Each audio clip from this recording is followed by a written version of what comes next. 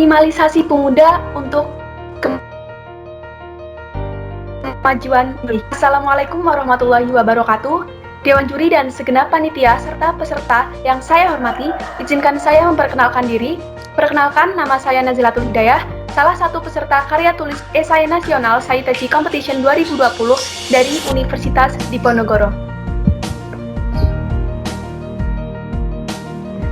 Banyak masyarakat dihadirkan pada kondisi atau permasalahan yang berujung pada kerugian. Hal tersebut melatar belakangi kenapa kita sebagai pemuda dianjurkan untuk mencari solusinya. Permasalahan tersebut seperti perkembangan ekonomi statis bahkan menurun. Bukti konkret yaitu adanya penurunan kuantitas pasar tradisional. Bagaimana tidak? Berdasarkan data dari Kementerian Perindustrian pada tahun 2007 dan Kementerian Perdagangan pada tahun 2011, jumlah pasar tradisional di Indonesia mengalami penurunan, yakni penurunan tersebut cukup signifikan dari 13.450 menjadi 9.950 pasar. Selain itu, melihat daya saing Indonesia dalam skala mancanegara dengan orientasi pada survei Forum Ekonomi Dunia tahun 2012 dari posisi ke-46, Indonesia menjadi peringkat ke-50.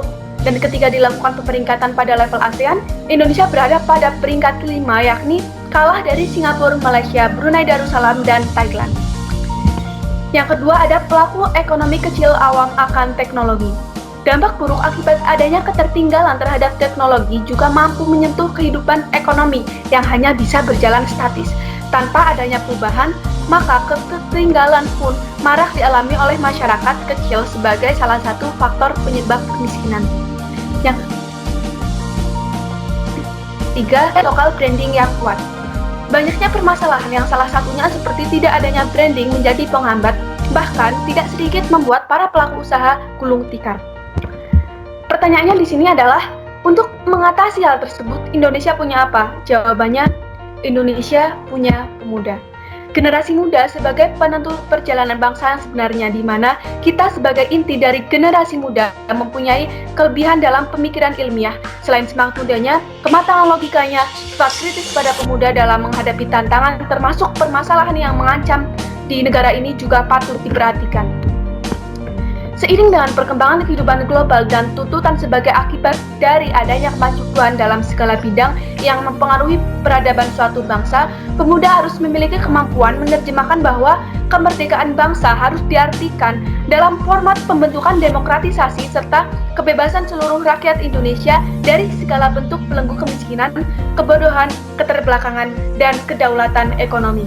Oleh sebab itu, tercetuslah inovasi yang bertujuan untuk mengatasi permasalahan-permasalahan yang ada dengan pemuda sebagai perantara utamanya, yakni dalam bentuk kontribusi pemuda untuk peradaban bangsa melalui pengentasan kemiskinan berbasis ELENA, Electronic Economic Intermediary dan Business Coaching secara intensif. Nah, bagaimana dengan cara kerjanya? ELENA bekerja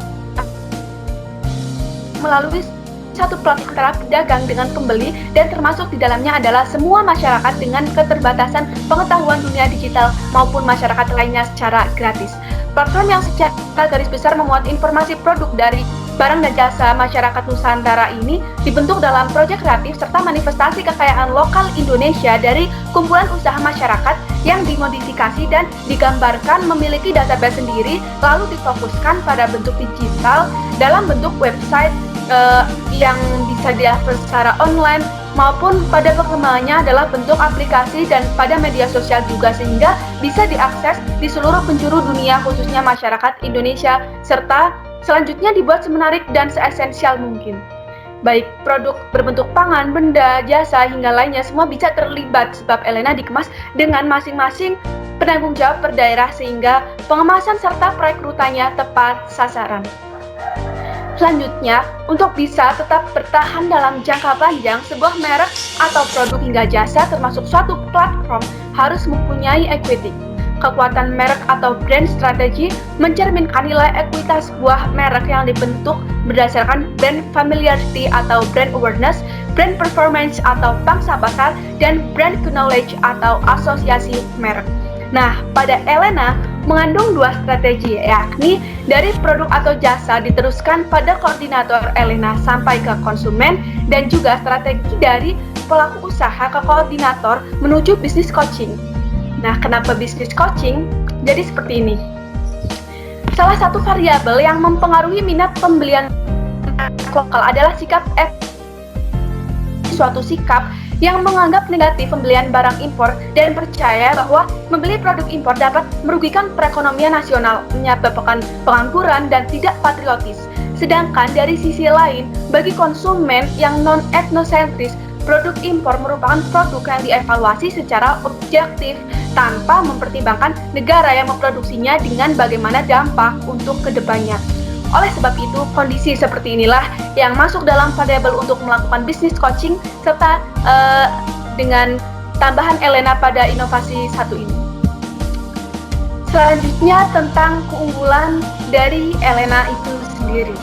Pertama, adanya pelayanan bisnis coaching oleh perusahaan sebagai mitra. Masyarakat yang belum memiliki kemampuan bekerja atau belum memiliki produk sendiri tidak perlu khawatir, sebab di dalam Elena terdapat opsi penyelesaian masalah ekonomi yang nyata. Pelatihan pun dihadirkan dengan gratis, baik langsung atau digital. Lagi-lagi, pemuda yang memiliki peran minimal untuk pengetahuan dasar secara sosial. Selanjutnya, kerjasama yang dijalin dengan para wirausahawan sebagai mitra tentu semakin membuka peluang diadakannya pelatihan terhadap masyarakat. Dilakukan secara intensif dengan tujuan untuk mengejar ketertinggalan masyarakat melalui pelatihan yang dimulai dari cara sederhana, memanfaatkan pihak-pihak pelaku sosial yang memiliki desa binaan, lalu kegiatan kepemudaan, bahkan melalui daring dengan melibatkan pelatihan secara maksimal dan gratis untuk masyarakat Indonesia.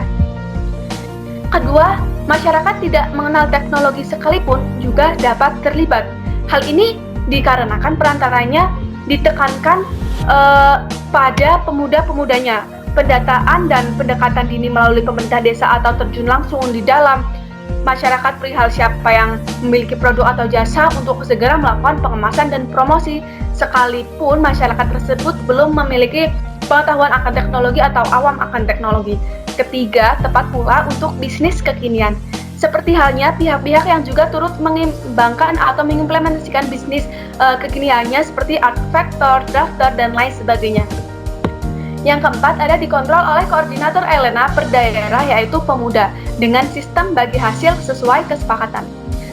Mungkin beberapa pihak termasuk Dewan Juri yang terhormat dan pemerhati inovasi ini bertanya-tanya, atas dasar apa pemuda harus terjun di bidang ekonomi yang mana tidak semua pemuda memiliki latar belakang permasalahan atau pengetahuan tentang ekonomi. Jadi seperti ini, masa depan menjadi tanggung jawab kita masing-masing, sedangkan masa depan menyongsong peradaban bangsa ada di tangan para pemudanya.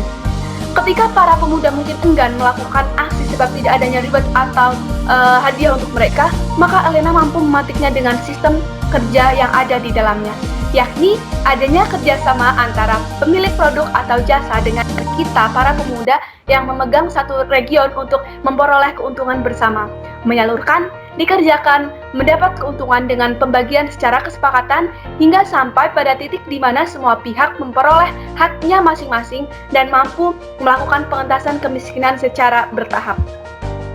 Yang kelima, mampu menyalurkan dari masyarakat ke masyarakat di satu daerah hingga masyarakat ke masyarakat di lain daerah.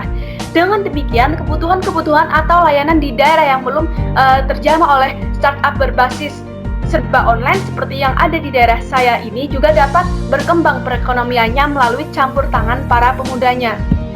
Dan terakhir, dapat ditarik kesimpulan bahwa ekonomi intermediary hadir sebagai solusi yang terbentuk dari akumulasi karakter generasi di mana pemuda menjadi perantara utama untuk dapat berkolaborasi melalui satu platform sekalipun masyarakat di tempatnya belum memiliki keahlian di bidang teknologi. Dilengkapi oleh layanan bisnis coaching membuat ide ini menjadi solusi tepat untuk menuangkan peran pemuda dalam melawan permasalahan ekonomi akibat COVID-19 serta dalam mewujudkan Indonesia Emas 2045. Demikian presentasi yang dapat saya sampaikan. Saya Nazilatul Hidayah mengucapkan banyak terima kasih dan mohon maaf sebesar-besarnya jika ada salah-salah kata. Ideas become meaningful when the main goal is to benefit others. Wassalamualaikum warahmatullahi wabarakatuh. Elena is a wonderful idea.